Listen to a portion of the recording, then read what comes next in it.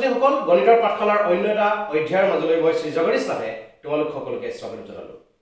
আজি আমাৰ আলোচনাৰ বিষয়বস্তুটো হৈছে দশম শ্ৰেণীৰ গণিত পাঠ্যপুথিৰ চেপ্টাৰ 5 অৰ্থাৎ সমান্তৰ প্ৰগতি। এই চেপ্টাৰটোৰ সৈতে জড়িত বিভিন্ন কথাবোৰ বা আলোচনা বিভিন্ন বিষয়বস্তুবোৰ আমাক মুঠ তিনিটা অনুশীলনীৰ মাজত আবদ্ধ কৰা হৈছে। ইয়াৰে প্ৰথম দুটা অনুশীলনীৰ সৈতে জড়িত আটাইখিনি কথা আমি খুব সুন্দৰকৈ আজিৰ এই লেকচাৰটোত সামৰিবলৈ চেষ্টা কৰিম। গতিকে আসুন কলম নকৰি আলোচনাৰ বিষয়বস্তুবোৰ ভালদৰে এবাৰ চাই লওঁ। একেবাৰে প্ৰথম আমি চেপ্টাৰটোত যদিও উল্লেখ নাই ইয়াৰ বিষয়ে জানিবলগীয়া বিষয়বস্তু হৈছে অনুক্ৰম। ইয়েছ, অনুক্ৰম মানে কি? তোমালোকক যদি সহজ ভাষাত মই ক'বলৈ বিচাৰো, অনুক্ৰম মানে হৈছে যে যেতিয়া কোনোবা এটা সংখ্যাৰ থোক বা নিৰ্দিষ্ট কিছুমান ৰাশি এটা নিৰ্দিষ্ট নীতি নিয়মৰ মাজত আবদ্ধ থাকে। কেনেদৰে ক'ব বিচাৰিছো এটা এক্সাম্পলৰ দ্বাৰা তোমালোকে খুব ভালদৰে চাই লোৱা। ইয়াৰে মই ক'ব বিচৰা বিষয়বস্তুটো হৈছে যে 1 আমাৰ বাবে এটা সংখ্যা, 2 3 4 5 এইবোৰ সংখ্যা আমি লিখিছো। এই সংখ্যাবিলাকক যদি আমি অবজাৰ্ভ কৰো তেতিয়াহ'লে আমি দেখিছো যে 1 ৰ পৰা 2 পাবৰ বাবে আমি কি কৰিছো 1 ৰ লগত +1 কৰিছো। একেদৰে 2 ৰ পৰা 3 পাবৰ বাবে আমি 2 ৰ লগত +1 কৰিছো। 3 ৰ পৰা 4 পাবৰ বাবেও আমি +1 কৰিছো। অৰ্থাৎ আমি কি কৰিছো যে ইয়াতে যিমানবিলাক সংখ্যা লিখিছো সেই সংখ্যাবিলাক লিখিবৰ ক্ষেত্ৰত আগৰটোৰ পৰা পিছৰটো পাবৰ বাবে 1 1 কৈ প্লাস কৰি কৰি আগবাঢ়ি গৈ আছো। এনেধৰণে যেতিয়া 1 1 কৈ আগবাঢ়ি গৈ আছো আমি ক'ব পৰা হৈছো যে ই এটা নিৰ্দিষ্ট নীতি নিয়মৰ মাজত আবদ্ধ আছে। এইটো হৈছে ৰুল। কিবা এটা ডিসিপ্লিন মেইনটেইন কৰি যেতিয়া টাৰ্ম বিলাকে আগবাঢ়ি গৈ থাকিব তেতিয়া আমি তাক কি বুলি ক'ম? আমাৰ বাবে অনুক্ৰম। সিকোয়েন্স বুলি কোৱা হয় ইয়াৰ ইংৰাজী প্ৰতিশব্দ। একেদৰে আমি ক'ব পাৰো যে 5 10 15 20 ইয়াতে যদি আমি চাও তেতিয়াহ'লে ইয়াত কি হৈ আছে আমাৰ বাবে 5 ৰ লগত 5 প্লাস কৰিলে 10 পাইছো, 10 ৰ লগত 5 প্লাস কৰিলে 15, 15 ৰ লগত 5 প্লাস কৰিলে 20 এনেধৰণে আমি আগবাঢ়ি গৈ আছো আৰু গৈ পেলাই আমাৰ এই অনুক্ৰমটো আমি সম্পূৰ্ণ কৰিছো। কেৱল মাত্ৰ এনেদৰে যোগ কৰিলে যে হ'ব তেনেকুৱা নহয়, আমি পূৰণ কৰিলেও পাব পাৰো। যেনে 1 5 25 125 এনেধৰণে আগবাঢ়ি গৈ আছে। ইও হ'ব আমাৰ বাবে একোটা অনুক্ৰম। অৰ্থাৎ মই ক'ব বিচৰা বিষয়বস্তুটো যোগ বিয়োগ পূৰণ হৰণ সেইটোই কথাই নহয়। আচলতে যেতিয়া কোনোবা এটা নিৰ্দিষ্ট নীতি নিয়মৰ মাজত কিছুমান সংখ্যা বা কিছুমান ৰাশি আবদ্ধ থাকিব বা লিখা থাকিব তেতিয়াহ'লে সেই গোটটোক আমি কি বুলি ক'ব পাৰো? এটা অনুক্ৰম বুলি ক'ব পাৰো। এতিয়া এই অনুক্ৰমৰ পৰা সমান্তৰ প্ৰগতি বুজিবৰ বাবে খুবেই এটা সহজ পদ্ধতি আছে। মই তোমালোকক কৈছো যে কোনোবা এটা অনুক্ৰমক মই নাম দিছো, তোমালোকক ভালদৰে চাবা। A1 A2 A3 A4 ... এইটো আমাৰ বাবে এটা অনুক্ৰম মই লিখিছো। ইয়াত এইবিলাক মই ব্যৱহাৰ কৰিছো। এনেধৰণে যেতিয়া কোনোবা এটা অনুক্ৰম থাকিব ইয়াতে 1 2 3 4 5 5 10 15 এই আটাইবিলাক অনুক্ৰম এটাৰ যিবিলাক সদস্য থাকে সেই সদস্যবিলাকক আমি কি বুলি ক'ব পাৰো?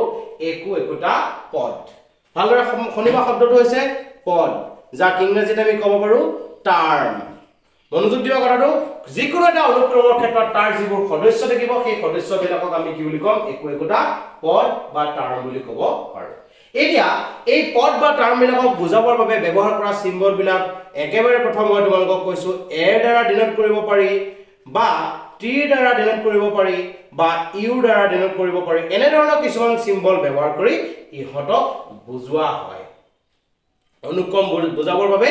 এই লেটাৰ বিলাকৰ ভিতৰতে তোমালোকে কিবা কিবি ব্যৱহাৰ কৰিব পাৰিবা। যদিবা ম্যাক্সিমাম সময় তোমালোকৰ বাবে এই লেটাৰটো আমি ব্যৱহাৰ কৰিম পদ বুজাবৰ বাবে। এতিয়া ইয়াতে মই কৈছো A1 A2 A3 A4 ... এইটো এটা আমাৰ বাবে অনুক্ৰম। এতিয়া যদিহে এই অনুক্ৰমটোৰ ক্ষেত্ৰত এই A2 ৰ পৰা A1 মাইনাস কৰি চাইছো, মই A2 ৰ পৰা A1 মাইনাস কৰিছো, A3 ৰ পৰা A2 মাইনাস কৰিছো, A4 ৰ পৰা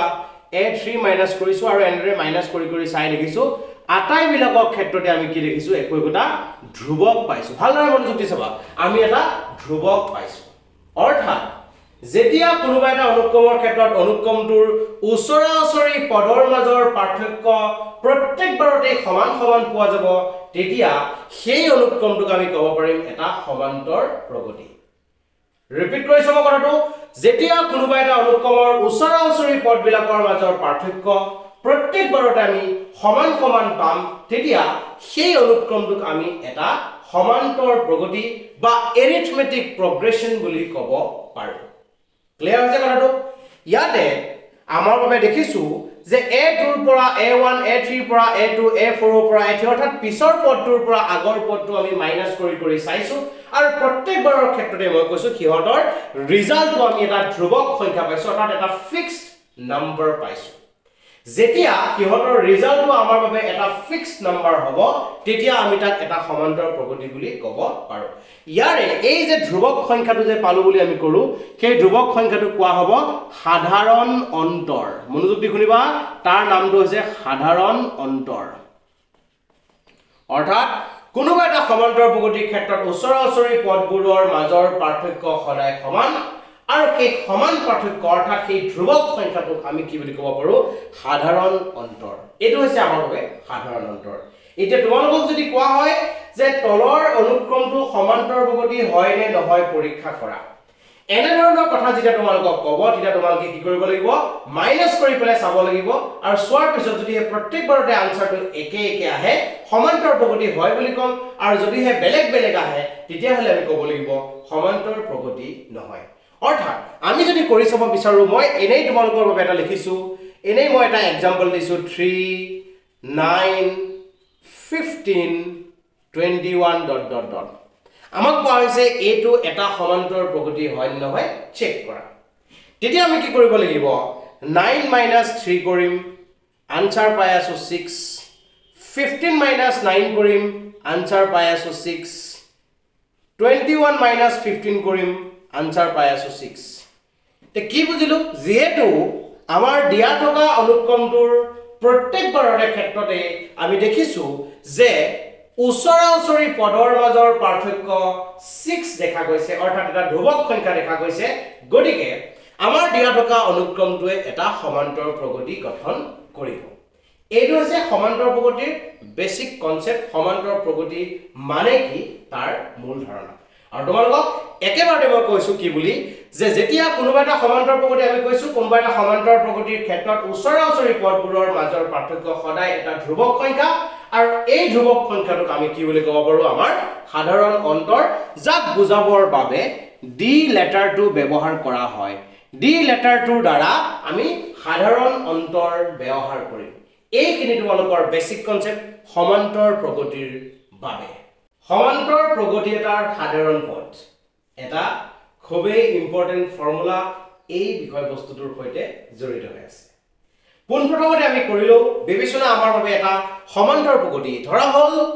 কোনো এটা সমান্তৰ প্ৰগতিৰ প্ৰথম পদ a আৰু সাধাৰণ অন্তৰ d মনোযোগ দি চাবা আমি এটা এপি ৰ কথা বিবেচনা কৰিছো যেটো এপি ৰ ক্ষেত্ৰত আমাৰ প্ৰথম পদ আৰু সাধাৰণ অন্তৰ দুয়োটা আমি বিবেচনা কৰিছো এতিয়া এপি টোৰ প্ৰথম পদ আৰু সাধাৰণ অন্তৰ যদি a আৰু d হয় তেতিয়া হলে আমি কেনেদৰে লিখিম ভালদৰে চোৱা এপি টো কি হ'ব প্ৰথম পদ a সেকেন্ড পদটো পাবৰ বাবে যেহেতু আমি কৈছো যে সাধাৰণ অন্তৰৰ অৰ্থটো হৈছে ওচৰা-ওচৰি পদৰ মাজৰ পাৰ্থক্য d অৰ্থাৎ a যদি প্ৰথম পদটো হয় তেতিয়ালে পিছৰ পদটো পাবৰ বাবে a ৰ লগত d এটা প্লাস কৰিব লাগিব তাৰ পিছত আৰু এটা d প্লাস কৰিব লাগিব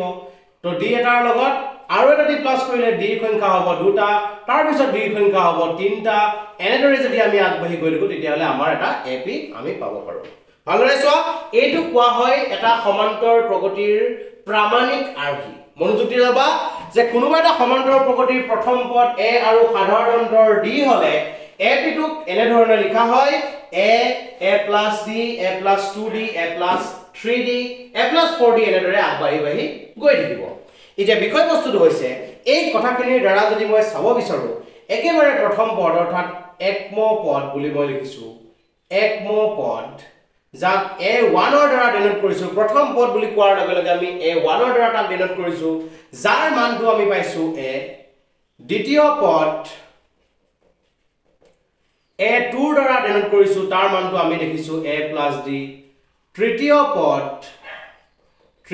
পদ a3 ইকুৱেল টু আমি দেখিছো a plus 2d চতুৰ্থ পদ a4 ইকুৱেল টু আমি দেখিছো a plus 3d মনোযোগ দি চাবা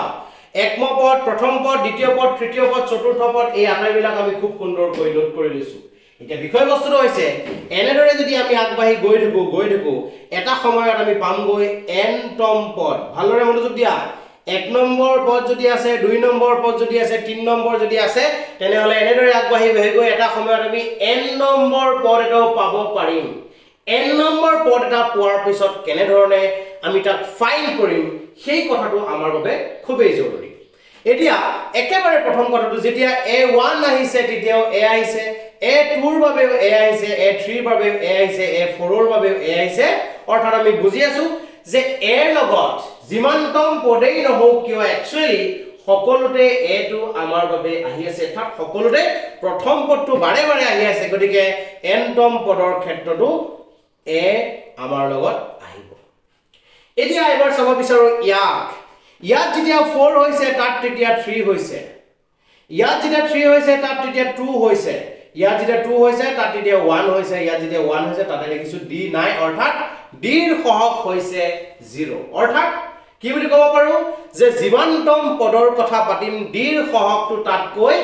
1 সদায় কম থাকিব d ৰ সহগটো তাতকৈ 1 যদি কম থাকিব লগা হয় তেতিয়ালে ইয়াত আমি দেখিছো এটো আমাৰ বাবে n তম পদ তেতিয়ালে ইয়াৰ আগৰ পদটো হ'ব n - 1 তম ভালদৰে চোৱা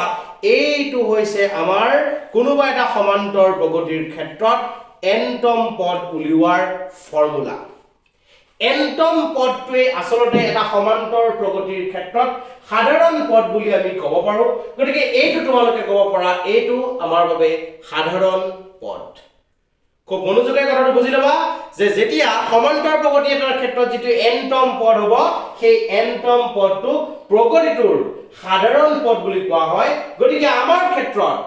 প্ৰথম পদ a আৰু সাধাৰণ পদ d সাধাৰণ অন্তৰ d বিশিষ্ট এটা সমান্তৰ প্ৰগতিৰ ক্ষেত্ৰত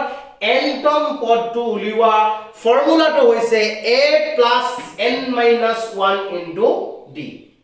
a plus n minus 1 into d নামৰ যেটো আমি ফৰ্মুলা বিচাৰি পালো সেইটোৱে আসলতে আমাক সাধাৰণ পদৰ ধাৰণা দিয়ে অৰ্থাৎ তোমালোকৰ ক্ষেত্ৰত কোৱেশ্চনত যেতিয়া তোমালোকক কোনোবা এটা সমান্তৰ প্ৰগতি দিয়া থাকিব তাত যেতিয়া তোমালোকক ক'ব যে 100 তম পদটো উলিওৱা তেতিয়া n ৰ স্থানত আমি 100 পাতি আমাৰ ক্যালকুলেশনটো আৰম্ভ কৰিলে আমি আনসাৰ পাই যাম গতিকে এইটো আছে তোমালোকৰ 5.2 এক্সাৰসাইজৰ লগে জড়িত বিষয়বস্তুখিনি এইখিনিতে মই আবদ্ধ কৰিছো তোমালোকে খুব সুন্দৰকৈ ফৰ্মুলাটো বুজি পালে প্ৰশ্নবোৰ সমাধানৰ ক্ষেত্ৰত অতিকৈ সহজ পাবা গতিকে ইয়াৰ পিছৰ লেকচাৰ বিলাকতো আমি ইয়াৰ কিছুমান ইম্পৰ্টেন্ট কোৱেশ্চন তোমালোকলৈ সলভ কৰিবলৈ চেষ্টা কৰিম গতিকে মৰমৰ ছাত্ৰ ছাত্ৰীসকল আজিলৈ ইমানেই ধন্যবাদ